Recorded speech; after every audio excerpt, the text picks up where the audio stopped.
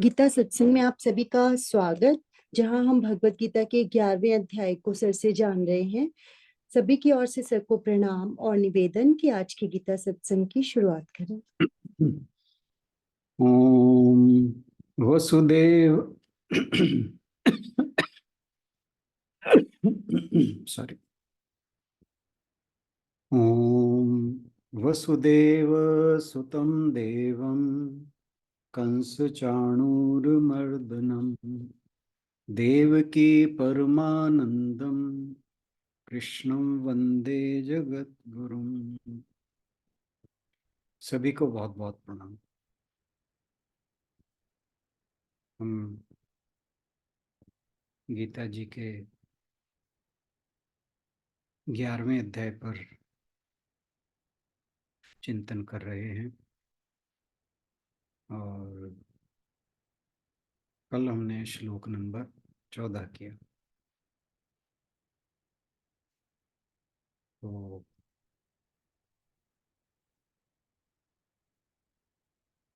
14वें श्लोक में संजय धृतराष्ट्र को बता रहे हैं कि ये ऐसा भव्य दृश्य देखकर अर्जुन के मन में विस्मय की भावना और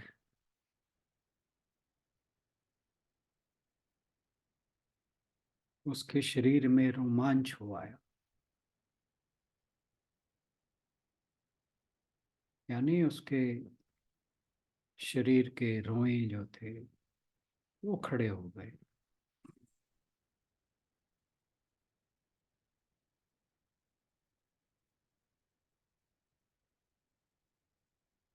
जो संजय है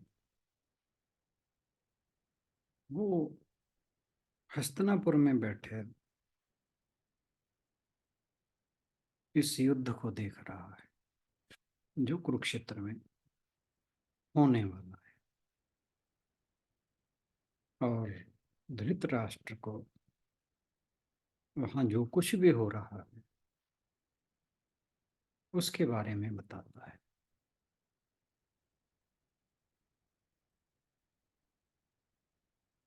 उसे जो अर्जुन की शरीर में परिवर्तन हो रहे हैं वह विस्मय से भरा हुआ है। शरीर के रोए खड़े हो गए हैं। वो उसको स्पष्ट दिखाई दे रही।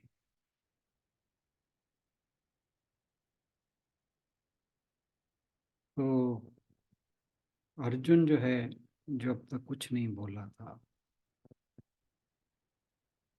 वो भगवान के विश्व रूप को देखकर हाथ जोड़कर भगवान को उसने साष्टांग प्रणाम किया और बोलने लगा। और आज हम इस बात की चर्चा करेंगे कि अर्जुन भगवान के विश्व रूप को देखकर क्या बोला। तो इस श्लोक पर हम बात करें उससे पहले आशु बहन से अनुरोध के श्लोक नंबर 15 पढ़ते। जी सर। अर्जुन उवाच पश्यामि देवांस्तव देवदेहे सर्वांस्तथा भूतविशेषसङ्गान् ब्रह्माणमीशं कमलासनस्थम्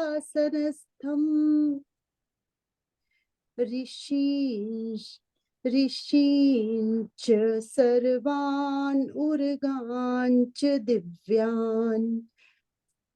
पश्यामि देखता हूँ देवान समस्त देवताओं को तब आपके देव हे प्रभु देहे शरीर में सर्वान समस्त तथा भी भूत जीव विशेष संगान विशेष रूप से एकत्रित ब्रह्मांडम ब्रह्मा को, ईशम शिव को, कमल आसनस्थम कमल के ऊपर आसीन, ऋषीन ऋषियों को, च भी सर्वान समस्त, उर्गान सर्पों को, दिव्यान दिव्य।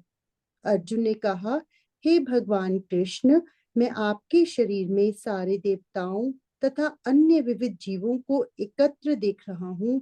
मैं कमल पर आसीन ब्रह्मा, शिव जी तथा समस्त ऋषियों एवं दिव्य सर्पों को देख रहा हूँ।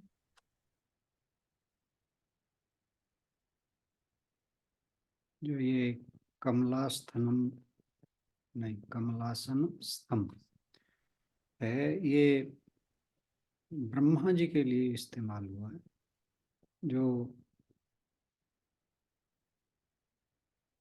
भगवान विष्णु के नाभि कमल से, नाभि में से जो कमल का फूल निकला है उस पर विराजमान है। मैं ये इसलिए बता रहा हूँ कि जब आप वर्ड बाय वर्ड बता रहे थे तो आपने कमलासन स्तंभ का जो मतलब था वो ऋषियों के लिए बताया। सर, कमल आसन स्तंभ कमल के ऊपर आसीन, ऋषीन हाँ, का मतलब ऋषियों को। ना, हाँ जी। जो यहाँ पे कमलासन स्तंभ है ना, हाँ जी। वो ब्रह्मा जी के लिए यूज हुआ है, जो कमल के आसन पर विराजमान है। ठीक है। कमला कमल के आसन पर ऋषि नहीं विराजमान होते, उसके ठीक है। ऊपर ब्रह्मा जी विराजमान होते। चलिए, तो जब भी हमारी भावनाएं चरम पर होती हैं तो हम या तो पूरी तरह मौन हो जाते हैं, हमें कुछ बोलते हुए नहीं सूझता, या फिर हमें इस बात का भान नहीं रहता कि हम क्या बोल रहे हैं और बोलते चले जाते। तो अर्जुन जो है वो अभी तक बिल्कुल मौन था, और अब वो अपने मौन से बाहर आता है, और जो कुछ भी उसे दिखाई दे रहा है उसका वर्णन करने के लिए तेज तेज बोलता है। और उसका प्रमाण है कि ये जो श्लोक है इसका स्वरूप बदल गया है, इसका मीटर बदल गया है। यानी अब जैसे ये श्लोक जो है अलग, जैसे आपने ध्यान दिया हो आशु बहन ने अलग तरीके से बोला, जैसे नॉर्मल श्लोक बोले जाते हैं उस तरह से नहीं बोला। तो ये जो है इस बात को दर्शाता है कि अर्जुन अब कुछ तेज गति से बोल रहा है। तो अर्जुन क्या देखता है? अर्जुन को आश्चर्य के कारण समझ नहीं आ रहा कि वह क्या करे। तो जब कोई हैरान होता है तो वह बात करना शुरू करता है, अपने दिल में बहुत खुशी महसूस करता है। लेकिन अर्जुन को इस आनंद के साथ कुछ दुख भी हो रहा। दुख किस बात का? कि उसने भगवान से ये कहा कि आप अपना स्वरूप दिखाइए। तो इसलिए वह खुद को व्यक्त करना शुरू करता है और कहता है कि मैं आपके शरीर में सभी देवताओं को देखता हूँ। वो कहता कि हे प्रभु, मैं आपकी जय जयकार करता हूँ। सचमुच आपने मुझ पर बहुत ही विलक्षण कृपा की है, क्योंकि उसी कृपा के कारण आज मुझ जैसे व्यक्ति को भी यह अद्भुत विश्व रूप देखने का सौभाग्य प्राप्त हुआ है। आपने ये बहुत ही अच्छा काम किया और मुझे इससे बहुत संतोष हुआ है, क्योंकि आज मुझे यह बात प्रत्यक्ष रूप से दिखाई पड़ी है कि आप ही इस सृष्टि के आधार हैं। हे प्रभु, जिस प्रकार मंदार पर्वत के पठार पर जगह जगह वंचर पशुओं के दल एकत्र रहते हैं, उसी प्रकार 14 भुवनों के अनेक संघ आपके शरीर पर लटके हुए दिखाई देते हैं। आकाश के विस्तार में जिस तरह तारों के समूह रहते हैं, अथवा किसी विशाल वृक्ष में जिस प्रकार अनेक पक्षियों के घोंसले लटकते रहते हैं, उसी प्रकार है नारायण, आपके इस विश्वमय शरीर में स्वर्ग और उसमें के देवतागण मुझे दिखाई पड़ रहे हैं। हे भगवान, इस शरीर में महाभूतों के अनेक पंचक और भूत सृष्टि का प्रत्येक भूत समुदाय मुझे दिखाई दे रहा है। हे महाराज, आपके सारे शरीर में सत्य लोक है, फिर भला यह कैसे हो सकता है कि उसमें दिखाई पड़ने वाले ब्रह्मा जी ना? यदि दूसरी ओर देखा जाए तो कैलाश भी दिखाई देता है। हे प्रभु, आपके शरीर के एक छोटे से कोने में गौरी जी के साथ श्री शंकर जी भी दिखाई देते हैं। इसमें कश्यप आदि समस्त ऋषियों के कुल और नाग समुदाय के स्थित पाताल भी दिखाई देता है। संक्षेप में यह है कि हे त्रिभुवननाथ, आपके रूप के एक एक अवयव भित्ति पर 14 भुवनों के चित्र अंकित दिखाई पड़ते हैं।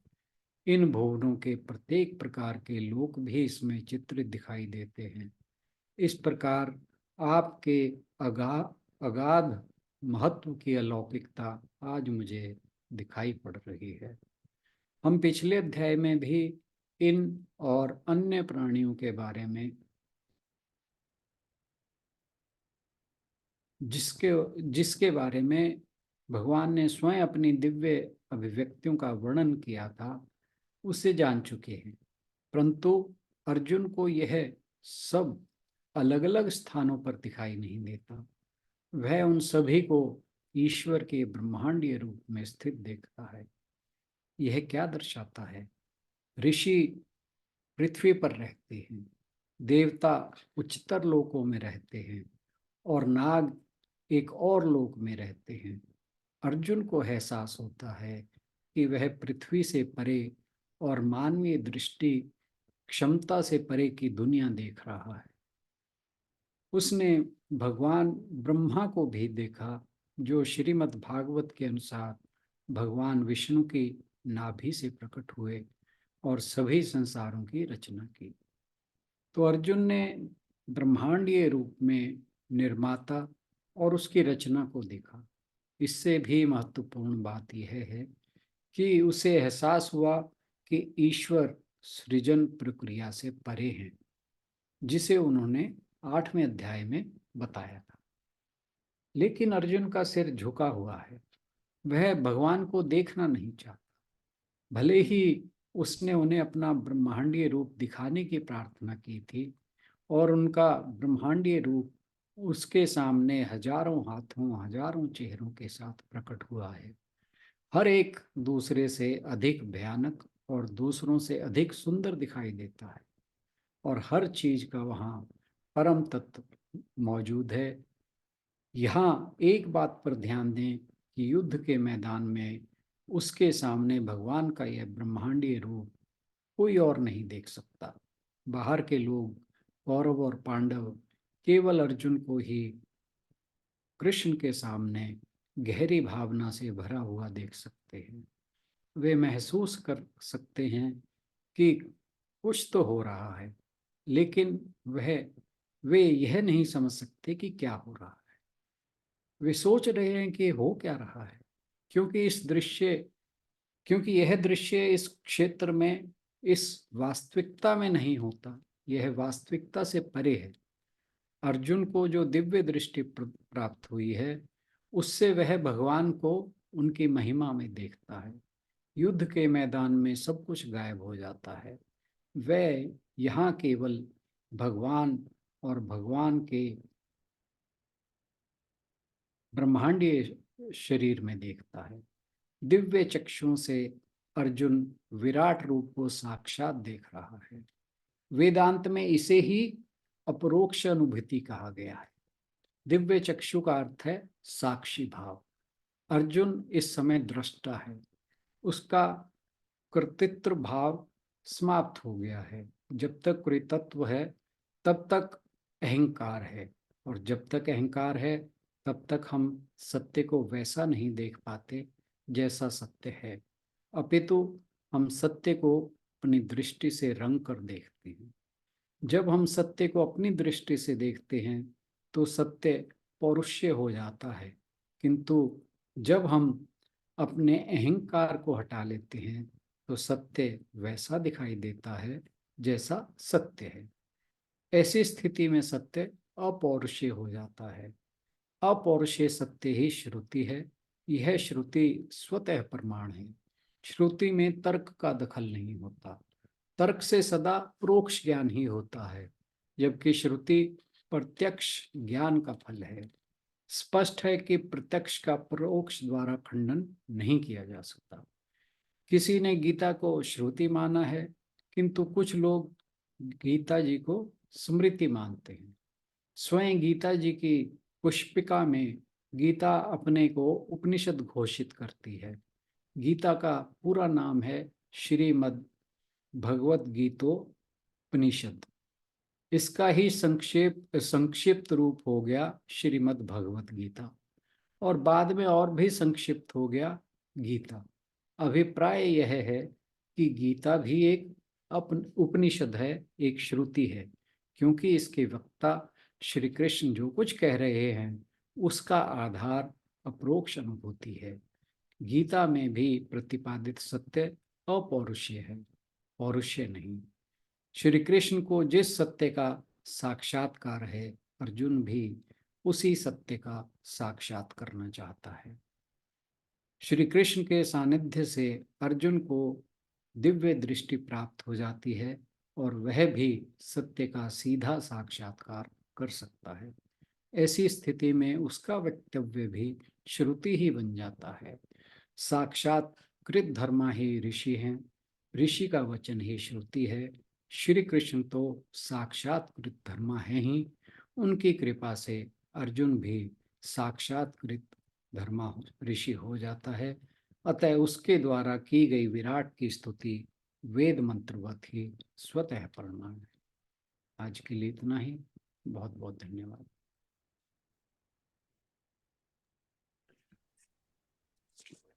धन्यवाद राणा सर।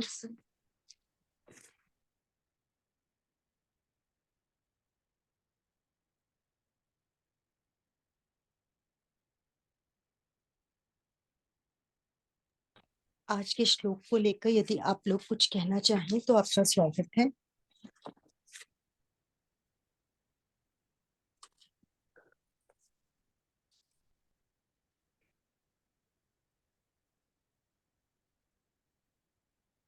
चलिए फिर इसी के साथ समापन की ओर चलते हैं। ओम पूर्णमदः पूर्णमिदं पूर्णात् पूर्णमुदच्यते पूर्णस्य पूर्णमादाय पूर्णमेवावशिष्यते। ओम शांति शांति शांति। हरिओम। सभी को बहुत बहुत प्रणाम, और आज के सत्संग में आने के लिए बहुत बहुत धन्यवाद। Thank you. सभी की ओर से राणा सर का भी बहुत बहुत धन्यवाद।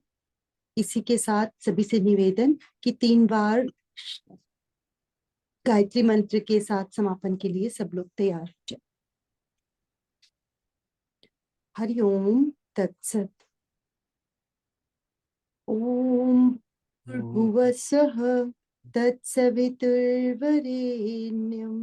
भर्गो देवस्य धीमहि धियो यो नः प्रचोदयात्।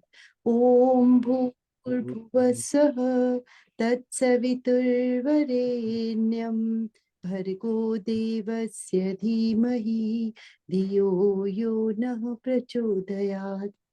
ॐ भूर्भुवस्सुः तत्सवितुर्वरेण्यं भर्गो देवस्य धीमहि धियो यो नः प्रचोदयात्। ॐ शान्तिः शान्तिः शान्तिः। हरिओम। हरिओम। आज के सेशन में आने के लिए सभी का बहुत बहुत धन्यवाद। कल मिलते हैं अगले श्लोक के साथ। Thank you everyone.